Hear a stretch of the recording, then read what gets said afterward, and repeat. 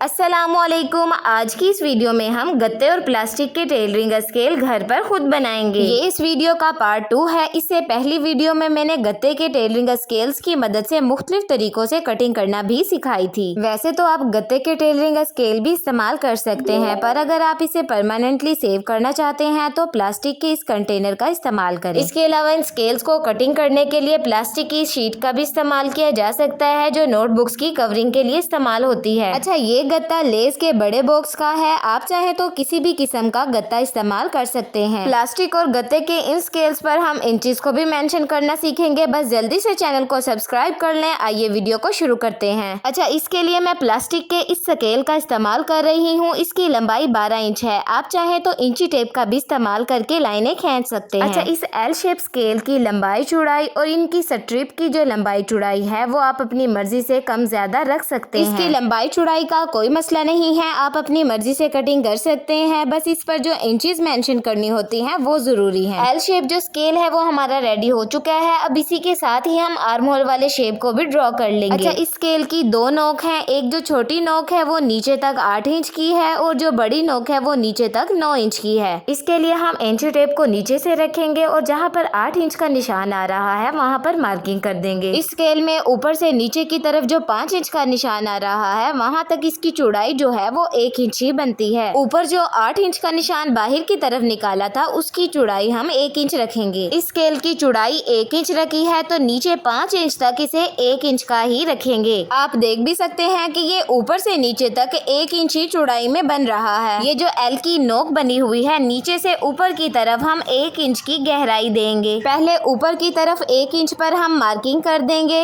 अब ये जो हमने 1 इंच की ऊपर मार्किंग की थी इस जगह पर हम किसी बर्तन को रखते हुए इसकी गहराई दे देंगे। नीचे ये जिस पॉइंट पर मैंने उंगली रखी हुई है इस पॉइंट पर हमने बर्तन को बिल्कुल सीधा रख लेना है और दूसरी साइड से भी ऐसी ही गहराई दे देंगे। आप देख सकते हैं कि दोनों साइड से गहराई देने के बाद ये बेज ऐसा बन चुका है। अब अपने हाथों की मदद से हल्की हल्की कर्व देते हुए इसे अंदर की तरफ मोड़ देना है। ये जो अंदर की तरफ मैंने हल्की हल्की गहराई दी है ये हाथों की मदद से आपने खुद देनी है। अब ये जो सारी मैंने गत्ते पर ट्रेसिंग की हुई है इसकी अब मैं कटिंग कर दूंगी। मैं इस एल को लंबाई में 12 इंच का रखूंगी और नीचे से इसको 6 इंच का रखूंगी। जब मैं इस पर इंचेस को मेंशन करूंगी तो आपको पता चल जाएगा। आप देख सकते हैं कि कटिंग करने के बाद ये दोनों स्केल रखने पर कुछ इस तरीके से दिखाई देंगे। इस स्केल पर इंचेस को मेंशन करना बहुत ही आसान है। मैं इस स्केल को 12 इंच लंबाई में बना रही हूँ तो नीचे से 12 इंच का निशान लगा देंगे। अब आपने क्या करना है कि पहले 1 इंच पर निशान लगा लेंगे और फिर इसके 0.5 पर निशान लगा लेंगे। अब ऐसे ही 2 इंच पर निशान लगाएंगे, फिर उसके 0.5 पर, फिर 3 इंच पर निशान लगाएंगे और उसके 0.5 पर। ऐसे ही हम सारे निशान लगा लेंगे। अब आपने क्या करना है कि 0.5 वाली लाइन को छोटा रहने देंगे और बाकी सारी लाइनों को बड़ा कर देंगे। अब नीचे से ऊपर की तरफ 1 to 12 काउंटिंग राइट कर देंगे।